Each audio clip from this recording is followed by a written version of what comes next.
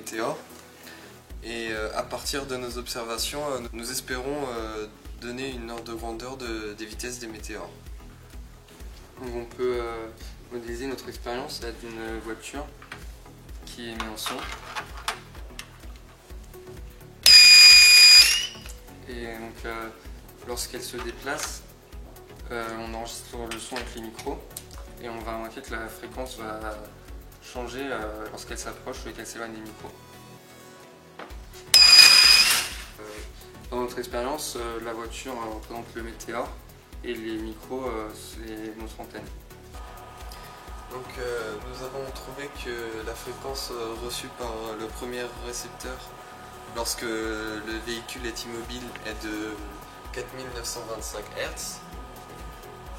Ensuite, nous avons laissé le véhicule se déplacer et nous avons trouvé que la fréquence reçue par le premier récepteur était de 5043.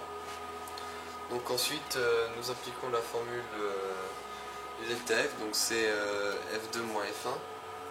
Nous obtenons 118 Hz. Nous pouvons calculer la vitesse du véhicule à l'aide de la formule de l'effet Doppler.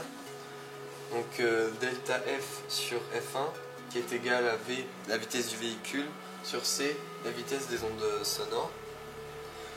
Ensuite, nous pouvons calculer V en basculant le C de l'autre côté de l'équation.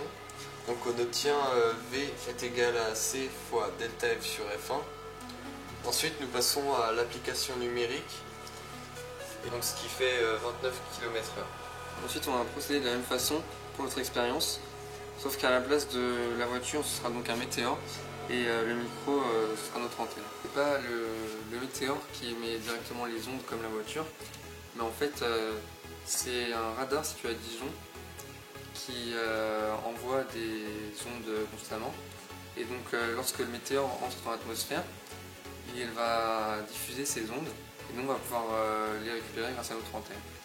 Donc, notre antenne est accordée à la longueur d'onde émise par le radar, et on utilise l'ICOM pour pouvoir enregistrer ce que reçoit l'antenne qui est envoyé par le radar. Ça nous permet de voir si un météore passe dans le champ d'émission du radar.